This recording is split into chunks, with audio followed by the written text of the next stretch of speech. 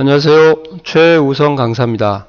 자, 2014년 2회 컴퓨터 활용 능력 1급 실기 엑셀 기출문제 풀어드리고 있습니다. 자, 함수 4번 문제 풀어드리도록 할게요. 자, 함수 4번 같은 경우는 참 별로 그렇게 제가 생각할 때는 어려운 문제는 아닌 것 같습니다. 배열 수식이라서 어느 정도 틀이 나온 상태에서 배열 수식을 해결하는 플로우를 수업을 들으신 분은 알 수가 있죠. 일단 함수가 뭔지를 꼭 파악을 하시고 그 다음에 수식을 입력할 부분을 눈으로 확인하시고 그 다음에 관계와 구분을 이용하라고 했으니까 관계와 구분을 여기다가 사용을 해야 되겠다. 그런 마인드는 가지고 준비를 하셔야겠죠. 그 다음에 보원 건수 뒤에 건을 입력하라고 해서 0건으로 띄어쓰기를 해주라고 했으니까 텍스트 함수가 보쌈 함수고 썸을 이용한 배열 수식인데 이제 제일 중요한 것은 과연 조건이 한 개냐 두 개냐 두 개 이상이냐 그것을 파악할 수 있어야 됩니다. 그럼 얘를 보고 얘가 조건이 한 개인지 두 개인지 파악을 한번 해볼까요? 이렇게 별자가 나오면은 좋은데 그런 말도 나오면 여기서 이렇게 파악을 하시면 좋죠. 근데 이게 안 나오더라도 이 멘트만 보고도 또는 이 그림만 보고도 여기에 제가 개수를 적어야 됩니다. 개수들을 이렇게 쭉. 그러면 부모 관계가 보이면서 의원인 이것이 바로 조합이 이루어지는 거죠. 이러한 조합이 바로 AND 조합으로 이루어져요. 부이면서 의원. 그러니까 관계가 부이고 구분은 의원인 그거의 개수가 몇 개냐 그런 말이에요. 또는 부이면 병원 이렇게 해서 경우의 수가 지금 보시면 하나 둘 셋 넷 다섯 여섯 개 4개에서 6, 4, 24개의 관계를 구하는 거죠. 물론 이제 이런 경우가 있을 때는 사실 이제 피벗 테이블로 구하시면은 진짜 짱이죠, 짱. 이렇게 하시면 그냥 한 방에 해결이 됩니다. 새 테이블로 하시고요. 그리고 관계를 왼쪽에다 끌고 그 다음에 구분을 열 레이블에다 끌고 문자를 사용하면은 시그마 값의 함수가 개수가 나오기 때문에 이렇게 하고 정렬만 시험 문제처럼 이렇게 해주면 되는데 뭐 몇 초 걸렸어요. 제가 볼 때는 불과 한 5초에서 10초 정도밖에 안 걸렸죠.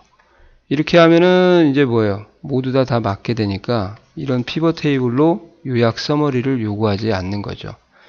또 이렇게 잘못해주면 시트가 추가되면 선생님 이것은 아시죠? 실격 처리가 되니까 조심하시고 그러면 이제 문제를 풀어드리도록 하겠습니다. 자, 개수를 결국 구하는 문제고요. 최종적으로 개수를 구하고 끝, 노. 이건 아니죠. 개수를 구해서 어디다가요? text라는 보쌈 함수에다 넣고 표시 형식을 변경해서 적용한 것을 보여주면서 끝. 즉 1번이 아니고 2번이 정답입니다. 그래서 이러한 텍스트나 기타 이런 함수들을 제가 그랬죠. 보쌈 함수식으로 공식화 하시면 좋다. 이해 가세요?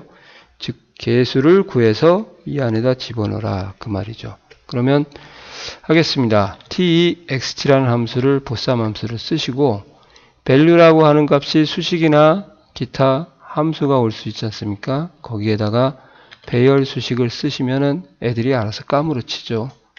가로 열고 단독 배열 수식입니다. 연산자 우선순위가 있기 때문에 가로를 뒤에 2번 열어준 거고요. 덩어리를 관계 덩어리를 하나 가져오시면 되겠습니다. 이럴 때도 마우스로 끌지 말고 컨트롤 시프트 누르고 방향키 아래 딱 치면 들어가고요. 는 하시고 여기에 값을 받아야겠죠. 이렇게 나중에 절대 참조하겠습니다. 별표를 쓰시고 왜 그런 줄 아세요? true일 때만 1이 되기 때문에 건수가 되는 거죠.